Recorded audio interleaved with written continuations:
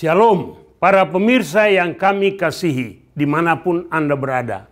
Kita akan mulai mempelajari bagaimana pemahaman Alkitab yang dapat menolong kehidupan kita. Dan saya, Pendeta Dr. Nus Remas, akan memulai hari ini dengan suatu tema yang sangat penting. Siap untuk diubah menjadi anggur. Mari kita tundukkan kepala, kita berdoa sebelum mendengarkan kebenaran. Bapa di sorga, terima kasih untuk saat ini. Kami akan mendengarkan kebenaran firman Tuhan, memahami Alkitab. Kami berdoa dalam nama Yesus. Tuhan, terangi hati dan pikiran kami. Penuhi dengan roh-Mu yang kudus. Dan berbicaralah kepada setiap kami. Dalam nama Tuhan Yesus kami berdoa. Amin. Amin. Saya akan membacakan bagian firman Tuhan dari Yohanes pasal 2. Ayat 1 sampai dengan ayatnya yang ke-11. Saya harap saudara dapat mengikuti, dapat juga membuka Alkitab. Pada hari yang ketiga ada perkawinan di Kana yang di Galilea. Dan ibu Yesus ada di situ. Yesus dan murid-muridnya diundang juga ke perkawinan itu. Ketika mereka kekurangan anggur, ibu Yesus berkata kepadanya, mereka kehabisan anggur. Kata Yesus kepadanya, mau apakah engkau daripadaku, ibu? Saatku belum tiba. Tetapi ibu Yesus berkata kepada pelayan-pelayan, apa yang dikatakan kepadamu, buatlah itu. Di situ ada 6 tempayan yang disediakan untuk pembasuhan menurut adat orang Yahudi. Masing-masing isinya 2-3 buyung. Yesus berkata kepada pelayan-pelayan itu, isilah tempayan-tempayan itu penuh dengan air. Dan mereka pun mengisinya sampai penuh. Lalu kata Yesus kepada mereka, sekarang cedoklah dan bawalah kepada pemimpin pesta. Lalu mereka pun membawanya. Setelah pemimpin pesta itu mengecap air yang telah menjadi anggur itu. Dan ia tidak tahu dari mana datangnya. Tetapi pelayan-pelayan yang mencedok air itu mengetahuinya. Ia memanggil mempelai laki-laki dan berkata kepada setiap orang yang menghidangkan anggur yang baik dahulu. Dan sesudah orang puas minum, barulah yang kurang baik. Akan tetapi engkau menyimpan anggur yang baik sampai sekarang. Hal itu dibuat di Kana yang di Galilea sebagai yang pertama dari tanda-tandanya. Dan dengan itu ia telah menyatakan kemuliaannya dan murid-muridnya percaya kepadanya. Saudara yang kekasih dalam Tuhan, peristiwa di Kana merupakan mujizat Tuhan Yesus yang pertama, yaitu mengubah air menjadi anggur dalam pernikahan di Galilea. Mengapa mujizat yang pertama ini dilakukan di pernikahan? Saudara tahu bahwa pernikahan adalah lembaga pertama yang diciptakan oleh Allah. Pernikahan bukanlah gagasan manusia, tetapi pernikahan adalah gagasan dari Allah. Dan menarik bahwa Tuhan Yesus memilih membuat mujizat yang pertama itu di dalam pernikahan. Mengapa? Kalau pernikahan itu sehat, gereja akan sehat. Kalau gereja sehat, masyarakat itu akan sehat. Jadi itu jangan salah, orang bisa ke gereja, orang bisa di mana. Tapi dia lupa bahwa keluarganya itu sangat-sangat penting. Dan kalau keluarga itu sehat, sekali lagi, gereja akan sehat, masyarakat akan sehat. Yesus hadir, kita lihat hal yang penting dalam pembacaan tadi. Yesus hadir sebagai tamu dalam pesta pernikahan tersebut. Saudara bayangkan, Yesus hanya hadir sebagai tamu. Pernah saudara hadir sebagai tamu dalam suatu acara pernikahan? Kita duduk biasa aja, kita ikuti acara. Yesus hadir sebagai tamu, juga disiplin untuk mengikuti seluruh rangkaian acara. Dan kadang-kadang kita dalam hidup kita juga menganggap Yesus sebagai tamu dalam rumah kita. Kita taruh di kamar yang baik, taruh fasilitas yang baik. Tetapi ada bagi dia hanya sebagai tamu yang tidak boleh mengontrol kehidupan keluarga kita. Ada sebuah kisah dalam buku yang kecil, ya, itu ditulis tentang kisah seorang ibu yang suatu saat punya tamu namanya Yesus, disediakan kamar VVIP. Tapi tiap-tiap hari tamu Yesus ini mencium bau yang busuk. Dan kemudian dia berkata kepada ibu, ada sesuatu yang busuk di rumah ini. Bau. Rumahnya kelihatan bersih, rapi semuanya. Ternyata setelah diselidiki ada satu ruangan di mana keluar bau itu. Kenapa? Ruang itu adalah ruang pribadi dari kita. Ruang pribadi yang kita tidak mau serahkan pada Yesus. Sehingga Yesus tetap menjadi tamu. Dan Tuhan Yesus katakan, mesti dibuka pintu. Ibu itu katakan, saya tidak berani membuka. Serahkan kunci. Dia serahkan kunci dan Tuhan Yesus membukanya, membersihkannya. Dan ibu itu berkata, mulai hari ini Tuhan, engkau bukan lagi sebagai tamu, tapi engkau menjadi tuan atas rumah ini. Saudara lihat plakat di mana-mana, rumahku adalah rumah Tuhan. Rumahku adalah rumah Tuhan. Yang kedua kita lihat, Tuhan Yesus hanya hadir sebagai anak dari ibu itu. Dan ibu itu udah tahu bahwa Yesus bisa berbuat sesuatu. Ketika rumah tangga pesta itu sedang krisis, karena anggur yang menjadi hal yang penting habis. Dan ibu itu ingat ada anaknya. Dan dia berkata dalam ayat 3 sampai ayat yang kelima, mereka kehabisan anggur. Maksudnya supaya Tuhan Yesus bisa membuat sesuatu. Tapi apa kata Yesus? Waktuku belum sampai. Tunggu saatnya. Bahwa hidup ini adalah sebuah proses. Tidak bisa bim salah bim. Kita menanti waktu Tuhan. Kita percaya dan berharap kepada Tuhan. Tapi kita harus menanti waktu Tuhan. Kalau sudah tiba waktunya, bagi Tuhan tidak ada yang mustahil. Amin. Kita bersuka cita. Kita senang. Sebab itu kita jalan aja. Saya selalu mendorong diri saya. Trust and obey. Percaya dan taat. Saya hanya percaya dan taat untuk mengikuti jalannya Tuhan. Dalam proses kehidupan ini, jangan sampai kita membatasi Yesus sebagai anak yang hanya dengar apa yang kita perintahkan. Bukan. Kita hanya bergantung, mau suruh ke sana kemari, tidak bisa. Kita harus menempatkan Dia sebagai Tuhan dan Raja yang menguasai, yang mengendalikan seluruh kehidupan kita. Untuk itu kita lihat sekarang ayat 6 sampai 12. Yesus tidak lagi hanya tampil sebagai tamu.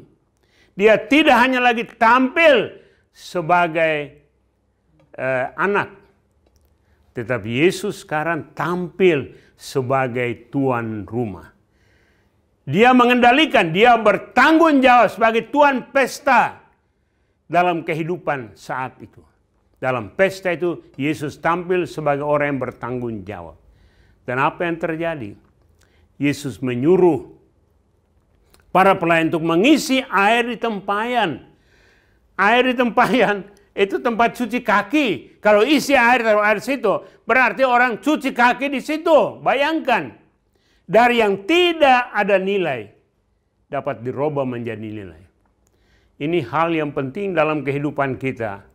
Kita lihat bahwa Tuhan Yesus untuk membuat mujizat yang pertama, merubah air yang biasa, air yang kotor itu menjadi anggur yang nomor 1 di dunia. Anggur yang luar biasa. Itu disebabkan Tuhan Yesus bekerja sama bukan dengan tuan pesta. Bukan dengan pengantin. Bukan dengan tamu VVIP. Tapi Tuhan Yesus bekerja sama dengan para pelayan. Orang yang paling rendah. Artinya apa? Setiap kita punya porsi dalam pekerjaan Tuhan.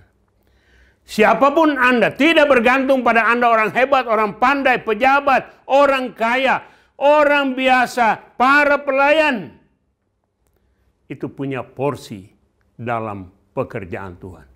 Tuhan Yesus dapat bekerja. Saya selalu katakan, we do our best and God will do the rest. Kita lakukan porsi kita dengan baik. Para pelayan itu tidak mampu merubah air itu, tapi dia dengan taat melakukan apa yang diperintahkan Tuhan Yesus.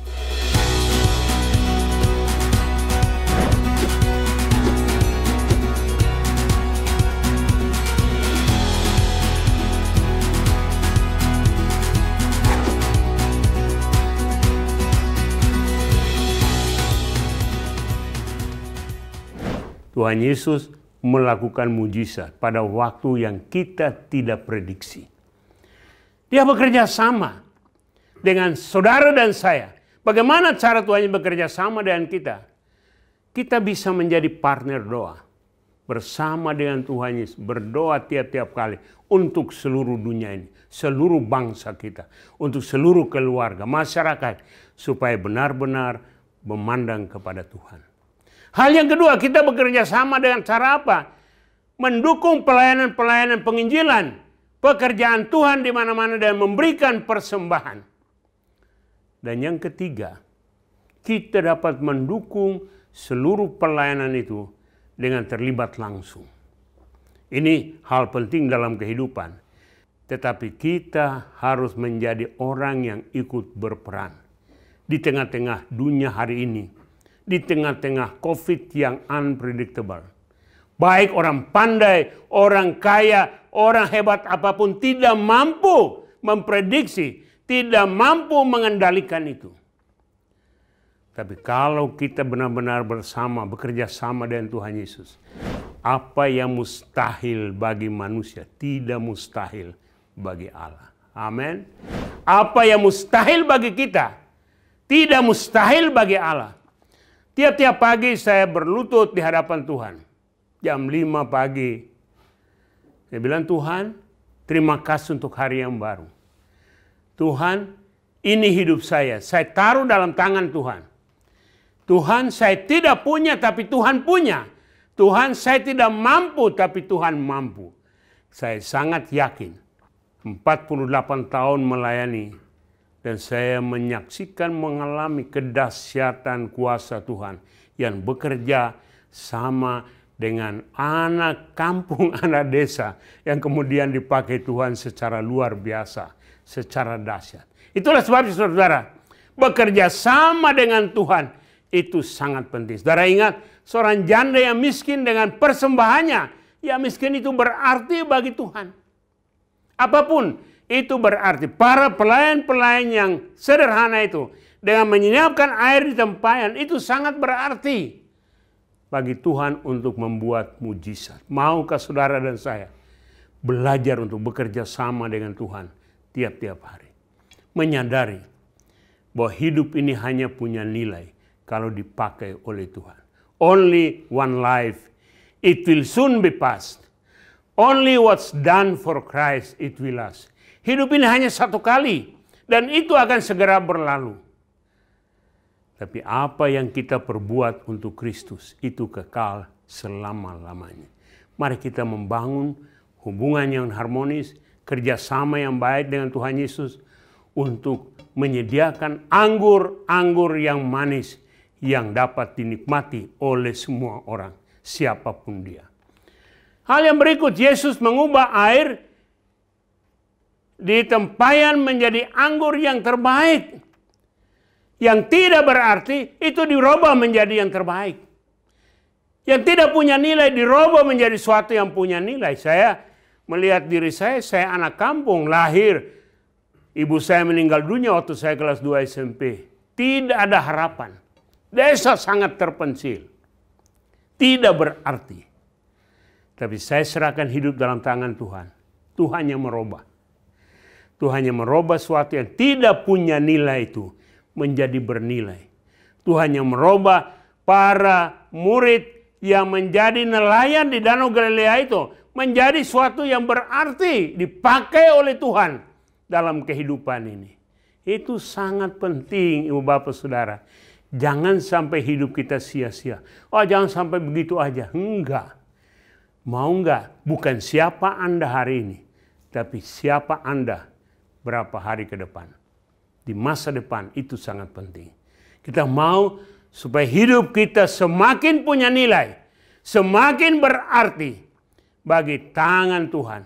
Itulah sebabnya kita harus menyerahkan hidup kita sepenuhnya untuk dirubah. Bayangkan, air di tempayan yang hanya tempat cuci kaki, itu bisa dirubah air itu menjadi anggur yang manis. Semua orang terheran-heran. Kok anggur manis sekali? Kenapa tidak dihidangkan dari awal? Karena orang kagum. Wah, ini luar biasa. Dan puji Tuhan. Itulah kehidupan kita yang sangat penting. Hari-hari ini orang hanya mementingkan dirinya sendiri. Ada orang-orang generasi, ada 3 anak muda yang berkata, dia bilang begini, "What is mine, I will keep it." Apa yang ada dalam tangan saya ini punya saya. Pokoknya saya akan jaga. Bila perlu mati, menjaga. Anak yang kedua bilang begini, itu biasa, saya lebih hebat. Apa? What is yours is mine, I will take it.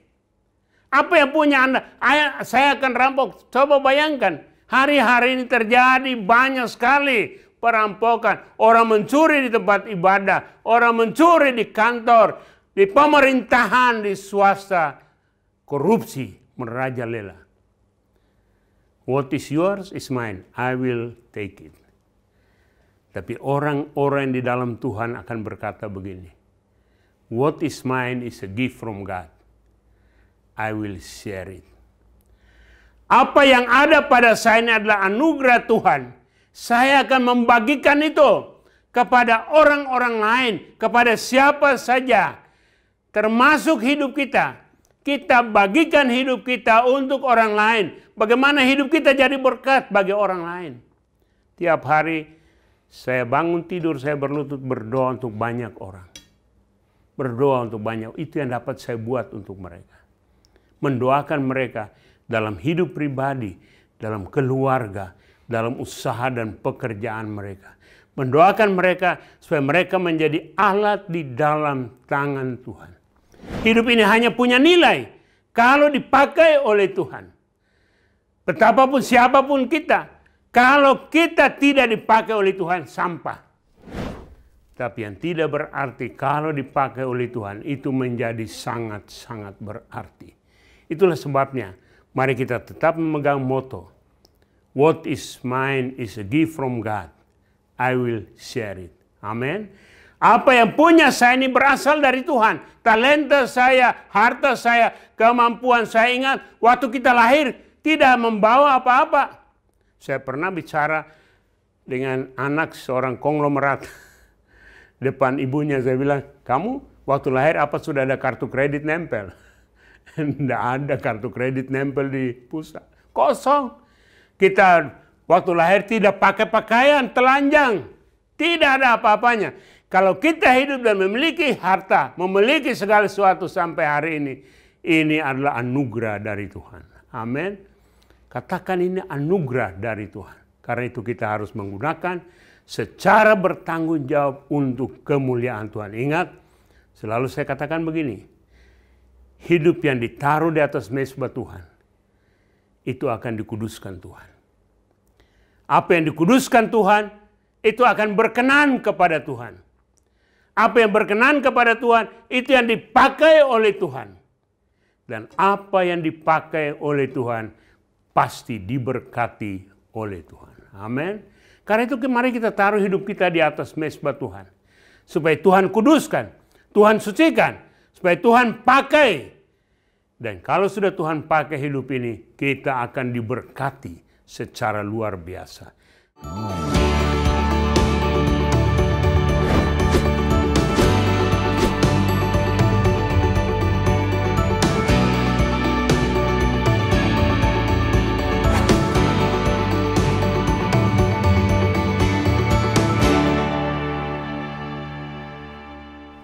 Saya berdoa dan berharap bahwa kehidupan saudara tidak sia-sia, tapi dipakai oleh Tuhan. Ingat, Tuhan mau memakai orang-orang sederhana seperti para pelayan yang kerjanya menyediakan air untuk cuci kaki. Wah, Tuhan memilih mereka karena mereka bersedia, karena mereka taat untuk melakukan apa yang Tuhan kehendaki. Tuhan dapat memakai setiap orang untuk menjadi mitra kerja. Tidak bergantung pada siapa Anda, tapi Tuhan dapat memakai setiap orang untuk menjadi mitra kerja Tuhan. Dan alangkah bangganya kalau kita menjadi mitra kerja Tuhan. Allah yang di dalam tangannya tidak ada yang mustahil. Tuhan dapat memakai kita. Kalau ada kesediaan dalam hidup kita, Tuhan dapat memakai kita untuk merubah air yang biasa itu menjadi anggur yang terbaik. Tuhan dapat pakai hidup kita. Mungkin kita hanya jadi tukang sapu. Mungkin kita jadi pengkhotbah. Semua punya nilai yang sama di mata Tuhan. Sebab itu mari kita benar-benar menjadikan Yesus bukan hanya sebagai tamu. Bukan hanya sebagai anak yang hadir. Tapi kita jadikan dia sebagai tuan rumah yang bertanggung jawab. Dalam seluruh kehidupan kita. Bagaimana kehidupan kita? Bagaimana supaya kita benar-benar menjadikan Yesus itu bukan sebagai tamu, bukan sebagai anak yang sekedar hadir, tapi benar-benar menjadi Tuhan dan Raja dalam seluruh kehidupan. Tiap-tiap hari saya duduk bersama dengan istri. Mulai dari hari sesudah perkawinan kami. Dan saya sudah mulai dari bujang. Untuk tiap-tiap hari duduk di bawah kaki Tuhan. Membaca Alkitab bersama-sama. Sampai saat ini. Dan berdoa bersama-sama. Karena Tuhan Yesus jadi kepala. Kita tidur nyenyak, dia menjaga. Karena Tuhan Yesus jadi kepala, pengawas dalam rumah. Dia bertanggung jawab dalam seluruh kehidupan kita. Dan saya bersyukur anak-anak dapat melihat itu. Anak-anak dapat mengikuti. Dan kami menikmati kebahagiaannya mungkin. Kalau ada orang yang bahagia, rumah tangga yang bahagia sampai hari ini. Saya dan istri saya termasuk. Anak-anak termasuk. Cucu-cucu pun termasuk. Karena kami menikmati, menjadikan Tuhan bukan sekedar tamu. Dan menjadikan Tuhan sebagai Tuhan dalam seluruh kehidupan keluarga. Kehidupan pribadi, baik sebagai suami, baik sebagai istri, baik sebagai anak-anak.